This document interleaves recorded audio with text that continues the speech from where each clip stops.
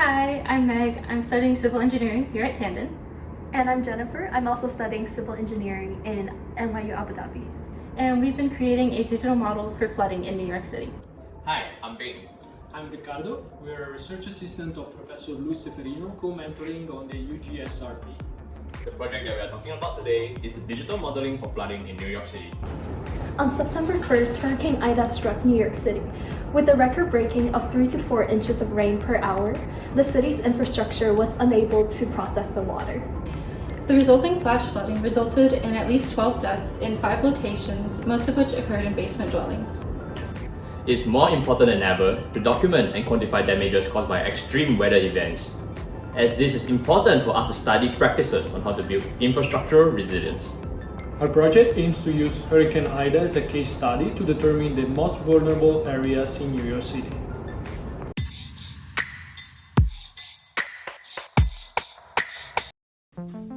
One approach we took was using MTA ridership data. To analyze how ridership pattern changes before and after an extreme flooding event, I first filtered out and aggregated turnstile counts collected by the MTA using Python. Then I was able to map the changes on GIS to identify areas of vulnerability and relevance. The results revealed that there were a few key stations that experienced the largest decrease, such as 149th Street Grand Concourse, Ditmas Avenue, and Flatbush Avenue. We were surprised to find out that there were actually stations that experienced an increase in ridership, in particular Times Square Station and the Met's Willets Point Station.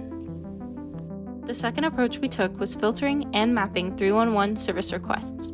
Using Python, I filtered the data to isolate only the requests recorded during the week after Hurricane Ida. I then filtered the data by complaint type to weed out unrelated requests. Next, I mapped the remaining data points on GIS and used dbScan to create clusters in areas with the highest density of data points. Overlapping the clusters with existing flood maps allowed us to determine that 29% of the requests were recorded in established flood zones. We then used GIS to create a heat map to visualize the densities of each cluster and determined 9 locations with the highest density of service requests, 8 of which overlapped with flood zones, indicating the validity of our results.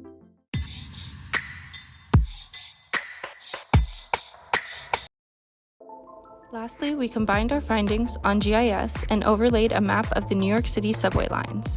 The stations and corresponding subway lines that were within the clusters of service requests were the 6 in the Bronx, the F, E, and R lines in Queens, the M across the Queens and Brooklyn border, and the N, R, and D along Northwest Brooklyn. We found that there are 38 stations out of a total of 464 that are within the 311 clusters, which is around 8.2%. After normalizing and comparing the percentage drop in subway ridership, we concluded that the drop in ridership of stations within 311 clusters is 57.88%, while the decrease for stations outside 311 clusters is 42.58%. Our results prove that there is indeed a correlation between the decrease in ridership of subway stations and where complaints were located. Moving forward, the ultimate goal of this project is to create a digital model of flooding for New York City, and in doing so, identify areas of greatest vulnerability and install sensors to monitor flooding events. We believe moving forward that there will be great benefits into looking further into infrastructure, such as the city's drainage system, to improve our resilience to extreme flooding events.